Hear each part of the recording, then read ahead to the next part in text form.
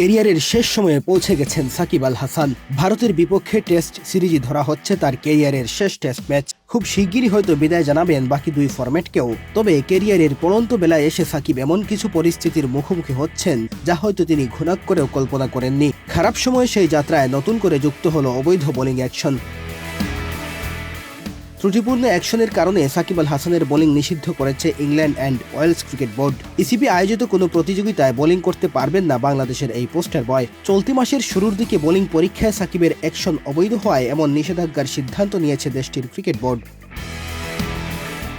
ক্রীড়াভিত্তিক সংবাদ মাধ্যম ESPN ক্রিকইনফোর খবরে বলা হয়েছে, ইংল্যান্ডের লাফবরো ইউনিভার্সিটির মেডিকেল বিভাগে বোলিং অ্যাকশনের পরীক্ষা দিয়েছিলেন সাকিব। গত 10 ডিসেম্বর পরীক্ষার ফল হাতে পায় ইসিবি। বোলিংয়ের নিষেধাজ্ঞাও সেদিন থেকেই কার্যকর হয়েছে। এর আগে সেপ্টেম্বরে কাউন্টি চ্যাম্পিয়নশিপে সারের হয়ে ম্যাচ খেলার পর তার অ্যাকশন নিয়ে সন্দেহ প্রকাশ করেন আম্পায়াররা। 2006 সালে আন্তর্জাতিক ক্রিকেটে পা রাখা সাকিব এখন পর্যন্ত 3 সংস্করণে খেলেছেন 447টি ম্যাচ, নিয়েছেন 712 উইকেট। বিশ্বের বিভিন্ন প্রান্তে নিয়মিত ফ্র্যাঞ্চাইজি ভিত্তিক টি20ও খেলছেন দীর্ঘদিন ধরে।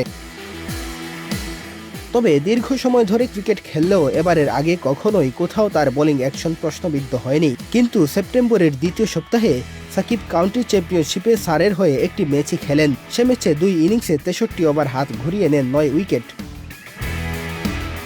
সাকিবের অ্যাকশন প্রশ্নবিদ্ধ হওয়ার খবরটি সামনে আসে ম্যাচটি খেলার প্রায় 1 মাস পর। এরপর গত 2 ডিসেম্বর অ্যাকশন পরীক্ষা দেন সাকিব, যেখানে 4 ওভার বোলিং করেন তিনি। নিয়ম অনুযায়ী বল ডেলিভারির সময় বোলারের কোনোই 15 ডিগ্রি বেশি বাঁকা হতে পারে না। সাকিবের কোনোই অনুমোদিত সীমার চেয়ে বেশি বেঁকেছে বলে নিষেধাজ্ঞার খড়গ নেমে এসেছে।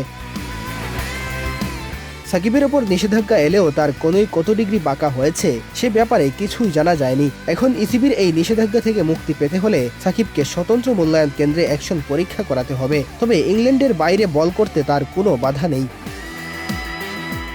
মেহেদী হাসান তালহা, বাংলাদেশ প্রতিদিন।